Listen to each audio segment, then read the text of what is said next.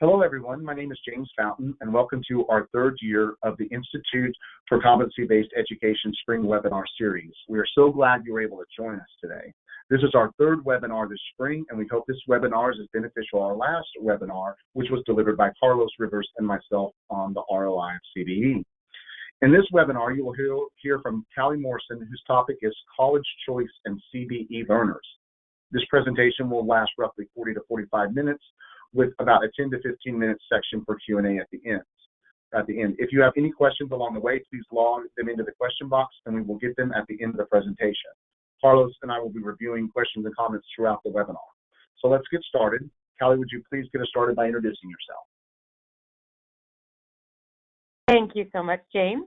As you said, I am Cali Morrison, and currently I serve in the role of Associate Dean of Alternative Learning at American Public University System, which means that I have purview over our competency-based programs, our prior learning assessment program, and also get to look into things like micro-credentials and stackable credentials. So today I'm going to talk to you about, why did it not go forward?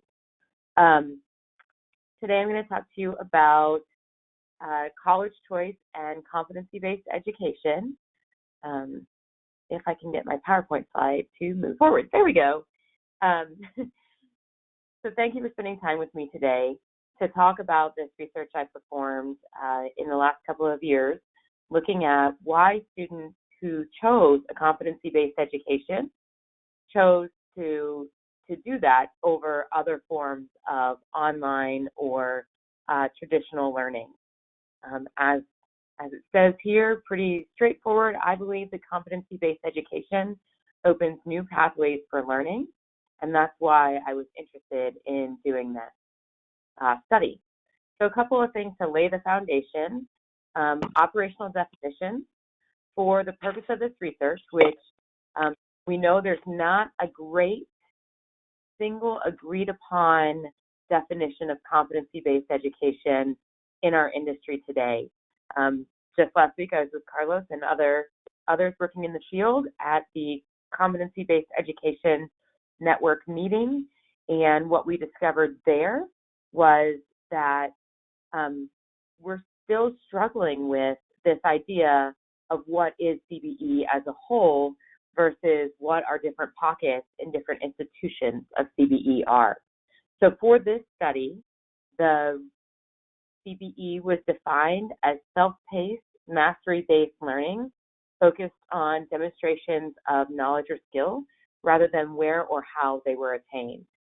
And additionally, because many of my faculty were not involved in competency-based or online learning, or really even some in adult learning, I chose to define what I meant by learners.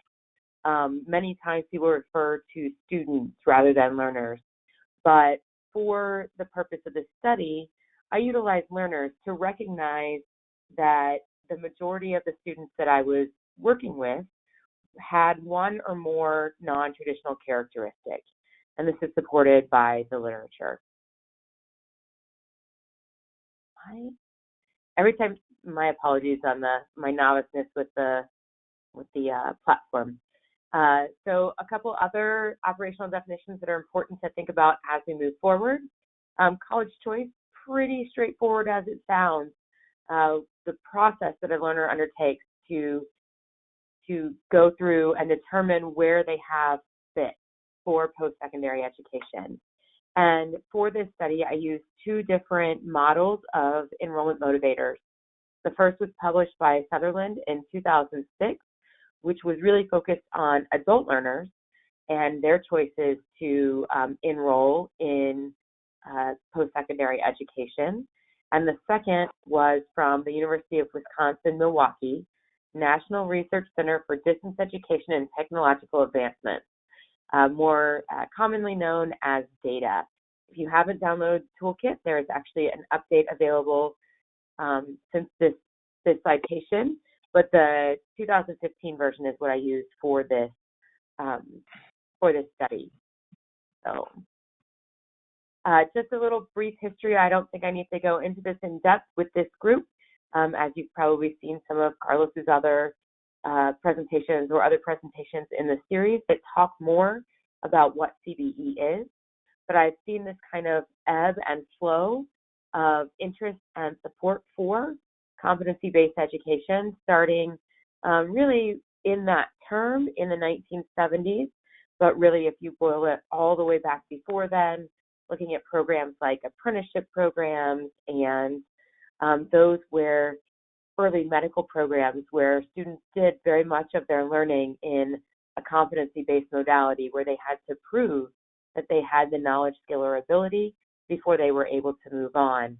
So again, these were ways where learning was the constant and time was the variable, but before we had even, in some cases, before we even had a credit hour calculation, all the way up to, I probably need to update this slide to include the now ruling that the Department of Education decided they will not act on the Office of the Inspector General's requirement that or determination that WGU was misutilizing federal funds, federal financial aid funds, based on their disaggregated faculty model. So that would be the next step in this. And I would even go as far today to put another step beyond that, because during the negotiated rulemaking and the reauthorization of the Higher Education Act, competency-based education is playing a large role in that. So the problem statement for this study was that the majority of learners are non-traditional. They have at least one non-traditional characteristic, right? That includes things like age. It includes having dependent children or caring for dependent elders. It includes attending less than full-time. It includes working more than part-time. All of these characteristics, all of the 75% of the learners have one or more, and that's across all education, have one or more of these characteristics. And previous research suggested that CBE learners were also non-traditional learners. There's not a lot known about either non-traditional learners and or CBE learners. And so I saw this as an opportunity to continue to build on the past literature and hopefully then be the impetus for further research into who these students are. The purpose of the study was to investigate the learners' characteristics, their college choice process, and their satisfaction with their decision to enroll in a competency-based program. So I have 5 research questions, which are outlined here, and I know you can all read, so I'm not going to read them to you, but you can see that they focus around whether or not the characteristics predicted enrollment motivators or student satisfaction with their decision to enroll. And then that 5th question about the college choice process is really more qualitative, but it's a quantitative content analysis that feeds that question. So it kind of straddles that line between quantitative and qualitative research. The theoretical frameworks that I used to drive this research, as I talked about before, were Sutherland's 2006 College Choice and Persistence model, which was developed again with adult learners as the study participants. And it looks at 3 different points in their decision continuum, that they decide to participate, then they decide where to participate, and then they make a continuous reevaluation of that decision until they graduate. And so into this, I then meshed the 2015 enrollment motivation characteristics from data to see many of those I felt fit in to the decision to participate and the decision of where to participate. And you'll see them coded here. So these were the metrics that I measured, again, the theoretical framework. This was considered a secondary analysis of survey data that I collected in 2016. I did do some prior publishing on these data based on actually different analysis techniques. And I still have on my to-do list to write up an article about the difference in your results based on the techniques that you use to analyze your data. Even when you're looking at the same data, you might get different answers. So I employed, quantitative methods for this study, descriptive statistics, correlational research design using ordinary least squares regression analyses, and a quantitative content analysis, which is I say it's a technique that bridges both quantitative methodologies and qualitative methodologies because there's human coding involved, and then I also used machine coding as well to verify, to add validity to the study. So I have 4 institutions who agreed to participate in this research. And when I say data cleaning, that was removing responses that were incomplete or had some other, really mostly responses that were incomplete. If they didn't answer all of the questions, then their data couldn't be used in the same way, couldn't be used in a comparison. So I had a state community college. I will note, you'll note my little asterisk there, that the data on total enrollment is based on College Navigator data from 2016, but the data on CBE enrollment is based on institutional officials telling me what their CBE enrollment is. And the reason for that is that currently the Department of Ed does not disaggregate competency-based enrollment from total enrollment like they do for online education, for instance. So obviously the enrollment on this is based on what was self-reported by those institutions. I had probably the largest response rate from you can see from my regional state institution, which was a public institution, or from my regional state institution 1. But I had, from my state community college, I had the largest response rate. But then next was that regional state public, and going down from there. Carlos, I'm seeing a little question thing blink, but I'm assuming that you're going to collect those. If you need to stop me in the middle. Okay, I was going to say, if you need to stop me in the middle, please do. I'm happy to answer questions in line. So these were you're okay to go. Okay. These were the data that I collected. Some of the data were used both as an independent variable and a control variable, depending on the question that I was looking at the time. And then my dependent variables were the enrollment motivators and the satisfaction with the decision to enroll. So on research question 1, what are the characteristics of competency-based education learners? So kind of the aggregated data shows that these students were on average 39 years old, white, non-Hispanic women who are married and live at a distance from the institution that they are enrolled in. They work full-time, averaging 38 hours a week, and have 10 years of professional experience. Most of them had attended college previously and had studied in their current discipline.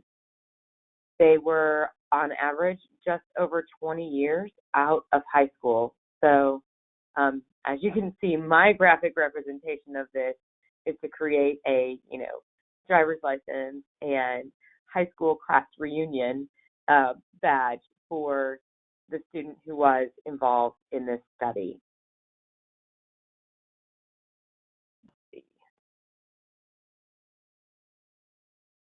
Now, I will note with that this is an average, and there are no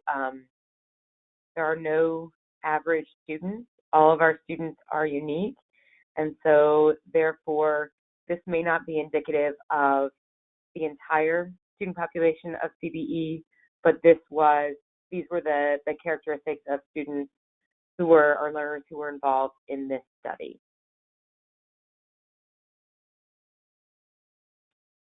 So let me pull up. So research question 2, did anyone have questions about the characteristics before I move on? Not yet, Kelly. Okay.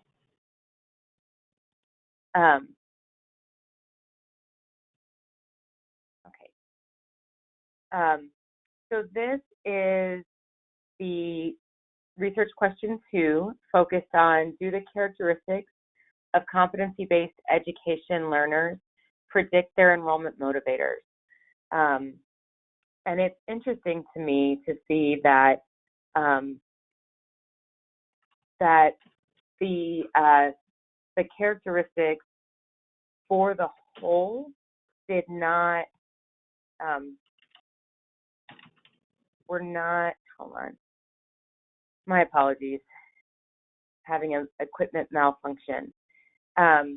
So all models for the modality motivator and the learning goals motivator were not significant in predicting, in being a predictor for, the characteristics were not predictive of either of those enrollment motivators.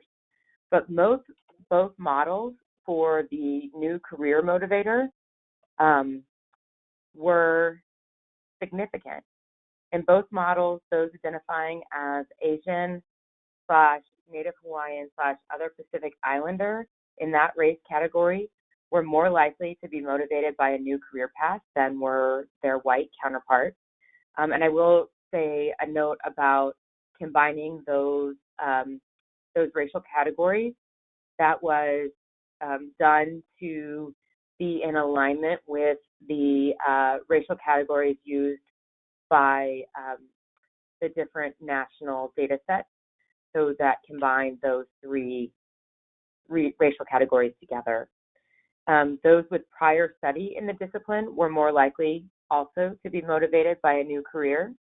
And this is interesting, years of professional experience was found to have a negative relationship with the new career motivator, which to me says that the longer you've been in your current career, the less likely you are to return to college to change to a different career, and more likely you are to return to be able to level up in your current career path. One model for the professional goals motivator was significant. So those who were unemployed, unsurprisingly, were less likely than those who were employed full-time to be motivated by professional goals. So when I say professional goals, that the questions that comprise that motivator focus more on leveling up at your current career than they did on finding a new opportunity to be contributing to the workforce. The social goals motivator was also significant. Women were more likely to be motivated by social goals or the desire to be the example than were men.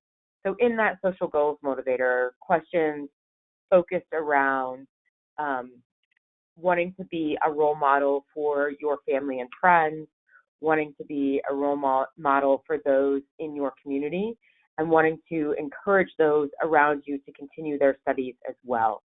So also in this social goals motivator, Hispanics were more likely to be motivated by social goals than their non-Hispanic peers.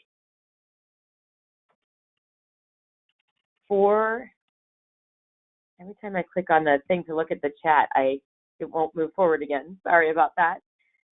For research question 3, I looked at, do characteristics of competency-based education learners predict their satisfaction with their decision to enroll? So one thing I will say on that is that I asked a very specific question on whether or not the students were satisfied with their decision to enroll in a competency-based education program. 88.1% of those respondents said they were either very or extremely satisfied with that decision to enroll in competency-based education.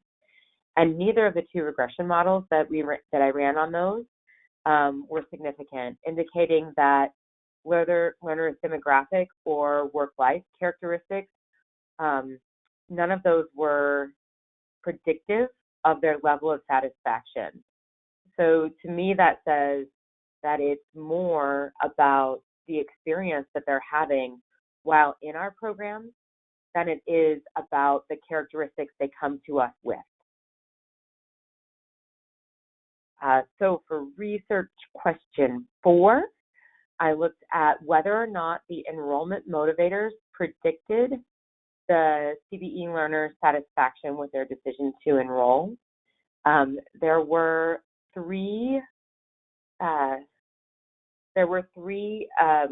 enrollment motivators that had a significant contribution to learner satisfaction with their decision to enroll, and that was learning goals, social goals, and modality.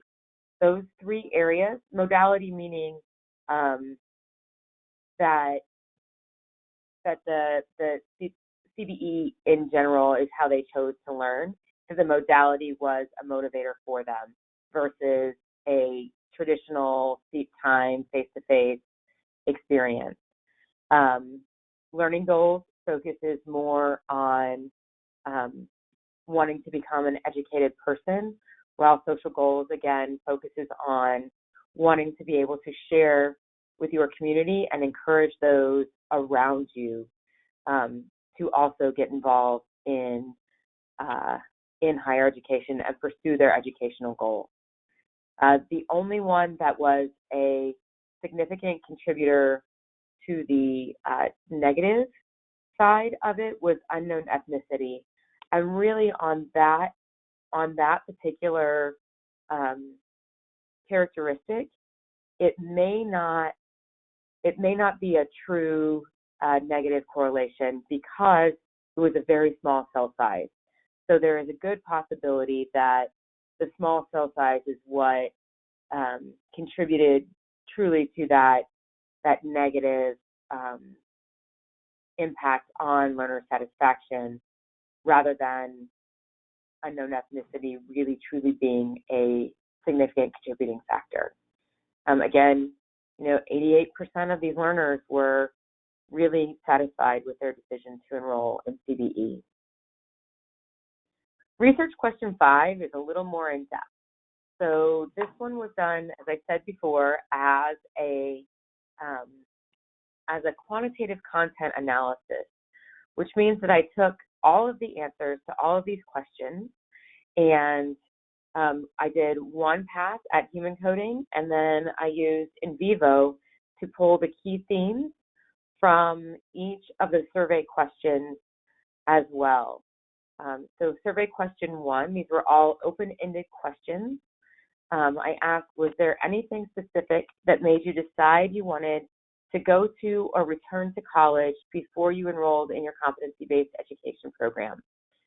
The top 3 themes that came out of all of these open-ended responses were career advancement, personal attributes, and academic institutional fit. I personally, as you can see here, like to pull the quotes so that we can see the student words, because those are really, truly where the impact lies, in my opinion. So, for instance, the student who I chose their quote to typify the quotes from career advancement, this learner missed a chance for a promotion at work because he or she did not have a degree. On the personal attributes, this learner felt like a hypocrite telling their children to attend college when they themselves were a college dropout. And then on the last one, I think this fits for many of our institutions, that this would resonate with the learners that we're serving.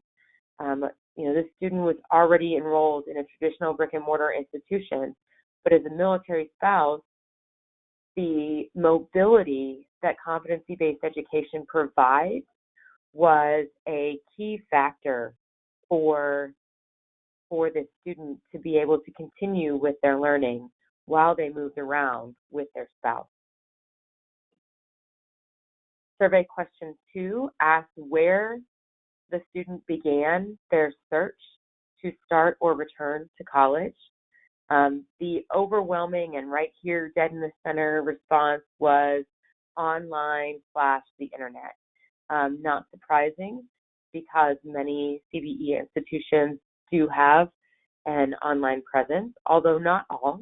That is a myth that's out there that I am constantly debunking for people. There are institutions who are utilizing competency-based or competency-enhanced learning in on-campus environments as well. The other two that popped up the most were word of mouth and institutional related. And by that, that meant that they began looking for that specific college or university that they were enrolled in for their CBE program. So it may have been related to proximity. It may have been related to already having a general understanding of what that institution was, again, based on proximity or based on having seen advertisements and such. For survey question 3, I looked at what type of information students looked for in the process of deciding where to go back to college. So the top 3 here, again, I would say the biggest surprise out of this is that many, many, many students listed that they were looking for what I deemed academic attributes. So they wanted to see if the program that they wanted to take was available, and that was more important to them than necessarily where they were going. They looked at what the program offered before necessarily even cost, although cost, of course, and affordability were also at the top of the pile when I sorted all of this data. I was more surprised to see that academic attributes were talked about so often. The students weren't just going to get a degree to get a degree. They were going to pursue some sort of personal or professional passion, and were really concerned about the academic quality and rigor in that. And then, of course, not surprising, was operational support for adult learners. So that flexibility to be able to complete college while continuing to work and raise families and be active in their communities was really important for the students. And as I said before, looking for affordable, flexible online programs, which I chose this quote, quite frankly, because I wanted to be able to put legit into my into my presentation and also into my dissertation research, that students were expressing the words that they looked for programs that were legit and had accreditation. So they are understanding what accreditation is and why it's important. Survey question 4 asked who, if anyone, was involved in the search process with you. This question was really based out of or developed out of the prior literature on college choice. Much of the prior literature on college choice is focused on that 18 to 22-year-old first-time, full-time freshman. And a lot of it even goes as far back to starting with 8th graders and tracking them through to track their college choice process. But it looks at very much that traditional age demographic and doesn't account well for the adult learner. And that research, the prior research on those more traditional students, showed that parents and guidance counselors are very heavily involved in the search process for for these students, for those traditional age students. But what I wanted to uncover here was, is there anyone involved when an adult learner is making their college choice? Overwhelmingly, it was independent research. They had done everything on their own. There was a lot of just me's and a lot of statements akin to, I did this independently. Following second, I categorized it as family because there were a lot of mentions of spouses and life partners in that process. Also, interestingly, there was a lot of mention of their own children being their search partners in the process of choosing the CBE program they were enrolled in. Additionally, listed were friends and colleagues, a lot whose mentors or supervisors encouraged them to pursue higher education and even pursue the direct program that they were enrolled in CBE. I saw a lot of this in students who were enrolled in programs that moved them from one level up to the next level, so that for their career. And then finally, I found this really interesting that some of these learners engaged with formal resources such as the Veterans Administration vocational rehab counselors, and other Veterans Affairs services. There were also students who listed their children's guidance counselors, and very specifically called it out that they spoke to their children's guidance counselors at their high school to get advice on making their college choice, as well as exploring that for their children.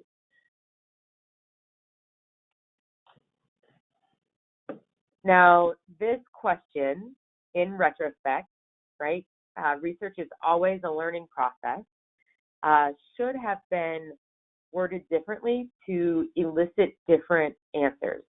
The question was intended to elicit, why did you choose the academic program or discipline that you are currently enrolled in?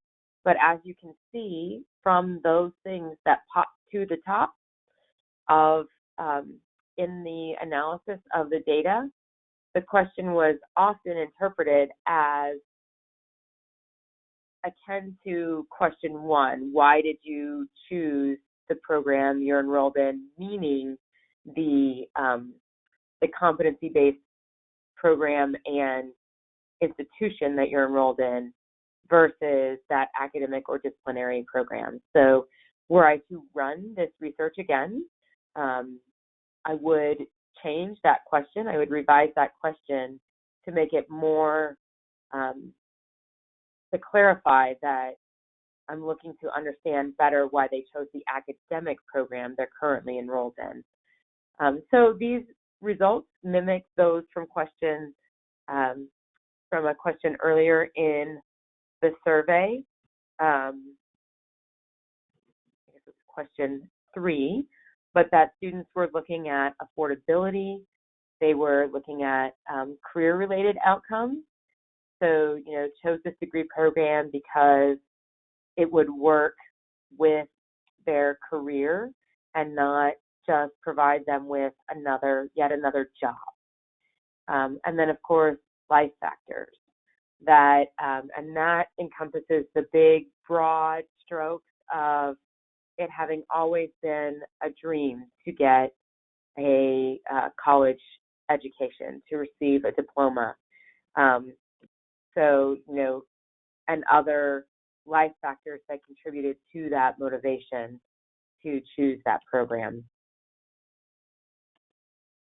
So finally, on question 6, the question was, which of your skills and experience were most helpful in preparing you for this educational experience? And what we're really trying to get at here is, what are the things that make CBE students happy and keep them progressing and support them in building their knowledge, skills, and abilities through this? What skills really help them get through this? So unsurprising to me, having worked in this field, that prior field experience, or you could also interpret that as prior disciplinary experience, was important for allowing students to progress and supporting them in their educational experience as a CBE student. To me, that makes sense. If you have been working in the field of accounting for many years, that knowledge and experience you've gained through that will help you in proceeding through your competency-based program to be able to demonstrate the competencies that you have and to be able to draw on that learning from prior experience to craft relevant answers to authentic assessments that are embedded in many CBE programs. Additionally, it still says it on there because it was used in the literature, the soft quote-unquote skills. I personally have a soapbox that I stand on online and shout, and if you follow me on Twitter, you've probably seen it, where I shout about what we really need to start calling these are adaptability skills or change skills. They are the ability to learn, unlearn, relearn. They are the 21st century skills, which I even think we should move away from that language, that vernacular, because it limits us to thinking about right now, right? About 2019 and 2039, but not necessarily thinking about, 2102, right? You and I may not be here then, but the students and the learners that we are bringing up now may be. And so we want to help them understand what those, I'm going to stick with adaptability skills are that will help them be successful, not only in their program, but then, transfer that out into their career when they get there. And additionally, drawing on the work of Angela Duckworth and others, grit came forward as a key skill that was helpful for these students in being able to persist forward in their programs. So again, that patience, that perseverance, that ability to get up every morning and find the time to work your learning into your life and keep pressing towards that goal, that ultimate goal of a degree, is very important to supporting these learners as they persist through our program. So from this research, I have some recommendations for practice, and I have some recommendations for future research. I'll go through those now. One thing I really like to reiterate through this is that, throughout the research, I've talked a lot about averages and about what came to the top. But the one thing that I want all of us to walk away from this research with is the reminder that every learner's path to competency-based education is their own. They have different reasons for choosing this style of learning, and they have different reasons for choosing the specific program they're enrolled in. Not one of these paths looks exactly the same. And that's important not just for working with those students while they're enrolled in our programs, but also for identifying other students, other learners who may be served well by this type of learning. So further recommendations for practice, I think that as a community, we need to begin adjusting our marketing and recruitment messages to be more inclusive of academic quality and rigor that is involved in a competency-based education program, and decrease our focus on it'll be faster and it'll be cheaper, because it's not necessarily so. They are academically rigorous programs, and we need to portray them in the market as such. We need to enhance transfer policies to make programs even more affordable for learners who have already been in higher education before.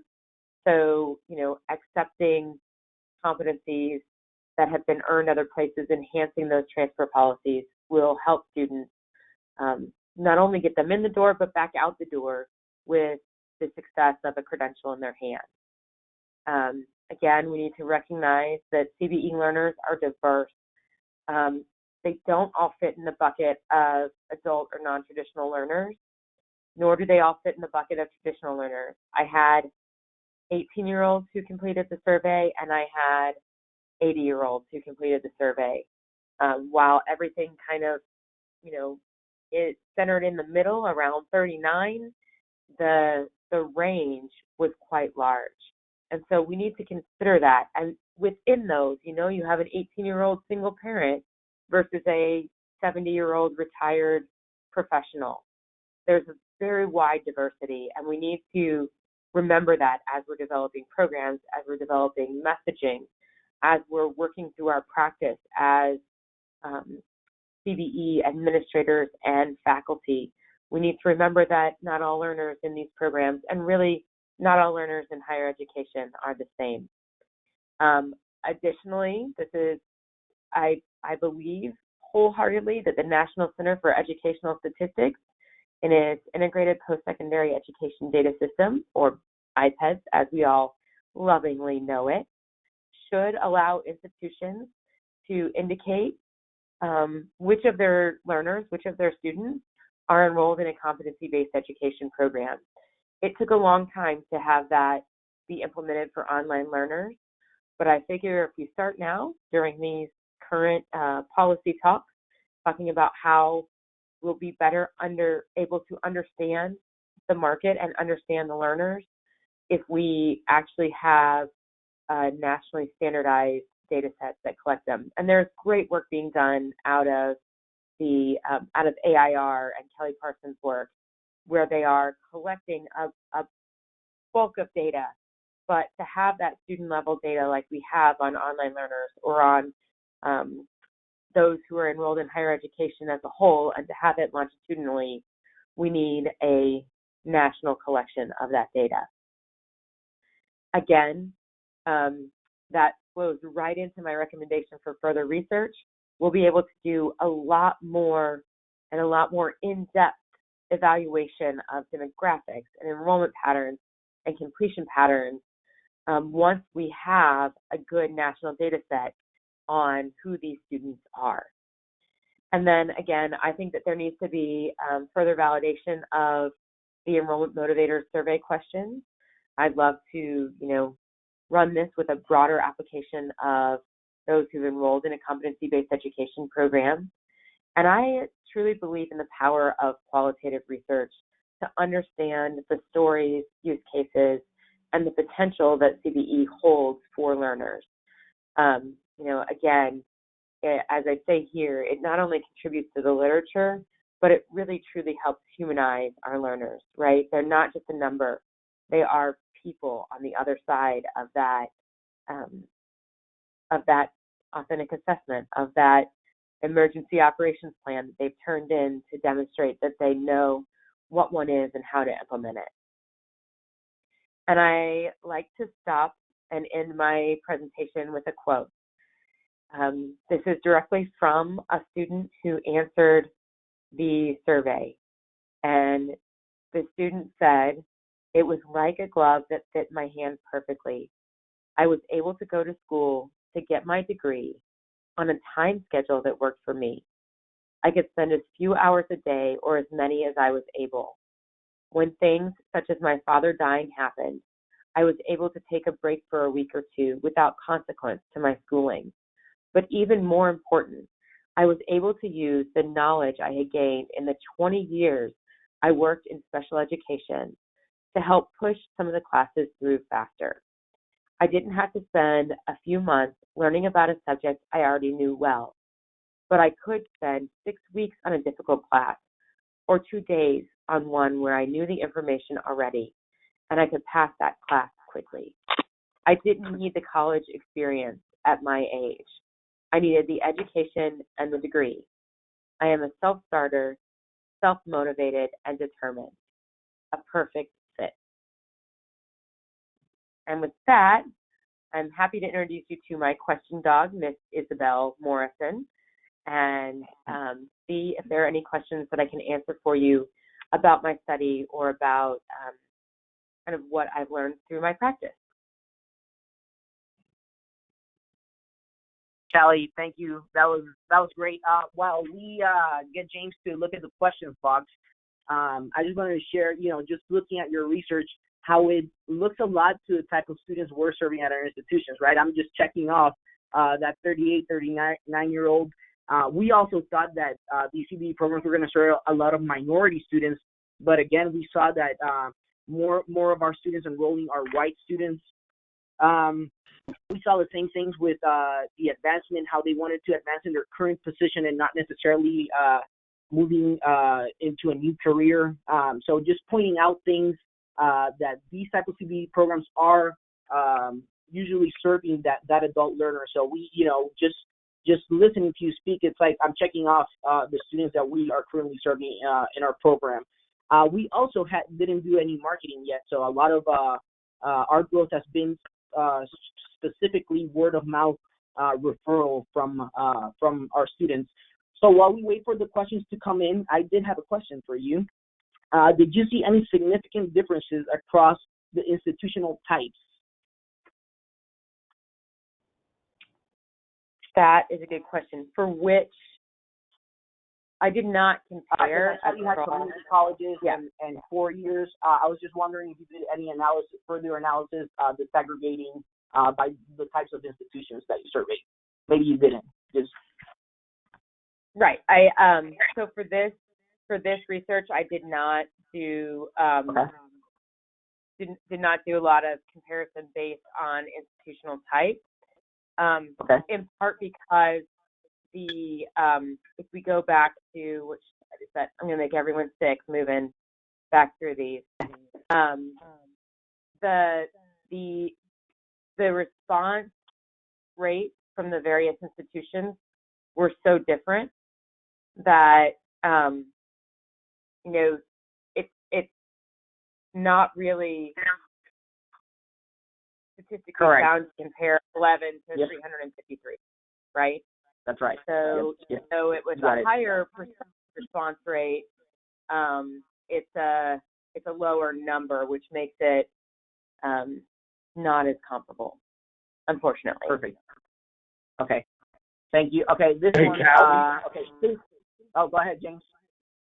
Yeah, so I've got a question here. So since the CBE students are primarily adults, were there any responses to us what types of student services should be offered or were needed? Was there any information about that was put forth by the students by chance? That's a great question. I did not ask them specifically which student support would help them in their pursuit of this, but you will see many of them did mention the ability to flex time and to be able to, but no one said, career services specifically, or I shouldn't say no one. I should say it didn't rise to the top as a theme, that, specifically career services were important or, mental health counseling was important. The questions weren't geared at the services provided on campus. They were geared at what led you to this type of program. So, but that would be great for the research, right? Asking these students, now that they're enrolled and satisfied, what can we do to help better support you? Absolutely. I couldn't agree more. And then we had another question. On average, how long were the students basically in their respective CBE programs prior to being surveyed? And I guess it's just that they're looking at were these individuals just in the program? Had they been in for a certain amount of time, or was it a good mix? What were your thoughts on that? That is a good question. I would have to look back at the data because that didn't fit into one of my research questions. And I'm trying to remember right now. I think we targeted students who were closer to starting their program because we wanted them to be able to remember the choice. But as you'll see, again, if I go back to this, we did a census on 3 of the 4 institutions. So we surveyed all of the students, or we sent the survey to all of the students who were enrolled in CBE, period, not just those who enrolled in the last year or less. Okay.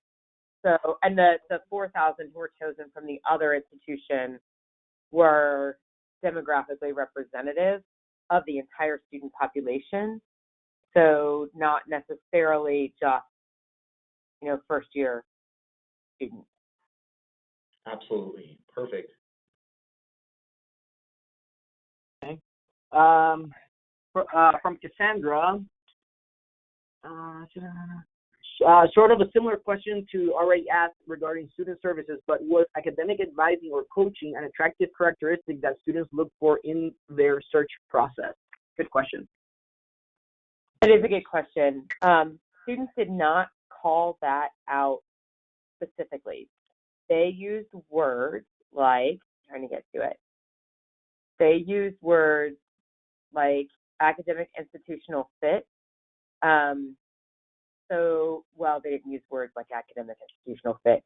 They used words like, I felt supported. I felt like my need for mobility was filled by this. When they talked about the academic attributes, there was some talk of support for the academic program type, and there were some responses that were geared towards the support, not just the flexibility of support, but having those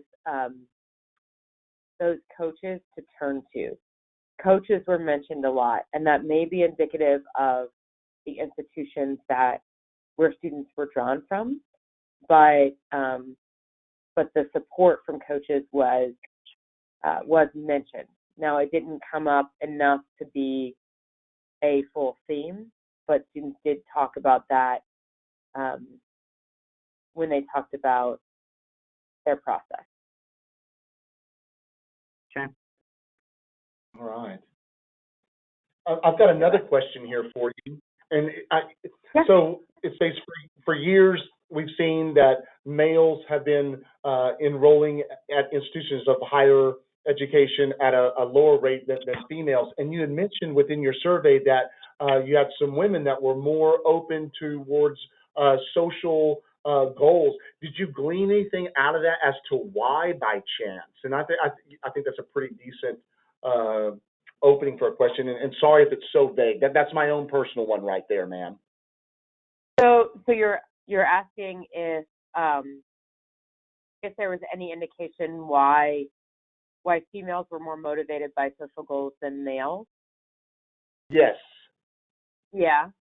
No. Well, here's what I'll say. We didn't ask questions specifically related to that. So okay. I did, the questions that asked about the social goals motivators. It just happened that women were more motivated by those than were men.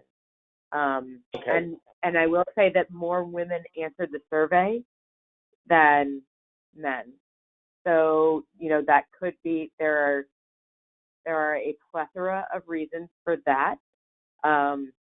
It could be that they are overrepresented in enrollment in CBE programs.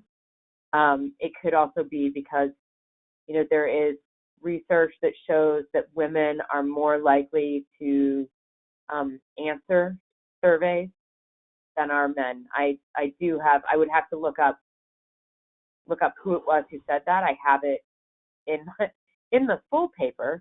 I have that citation, but I can't pull it off the top of my head shared the right link. now. I shared the link too, Cali, just so you know. Oh, great. Thank you. Yeah, access to it. Yeah.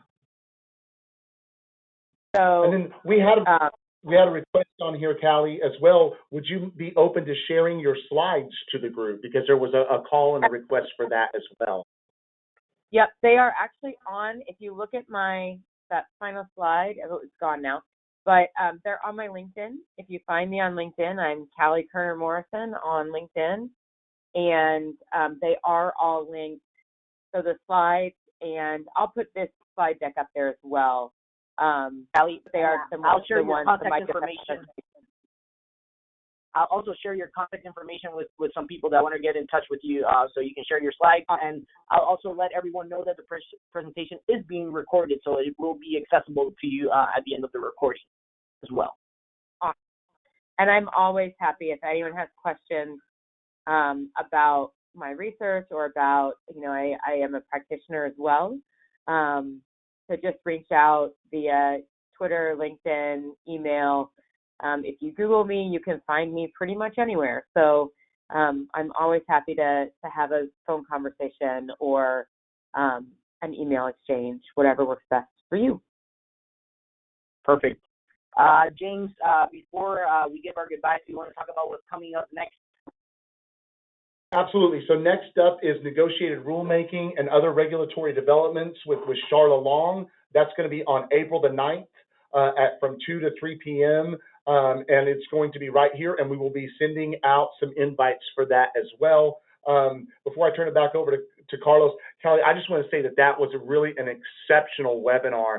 That was a great demographic overview of CBE learners, and I cannot say ditto enough from what Carlos had said earlier. Man, that is really what you showed nationally is a lot like exactly what we're finding right here on our campus within our programs, almost down into within 1 year of our average age of our students. So really just wanted to say thank you for giving us such a great, national spotlight on who these CBE learners are, so we can help come up with great programs for them to be leveraged so that they can be successful. So thank you so much, Cali.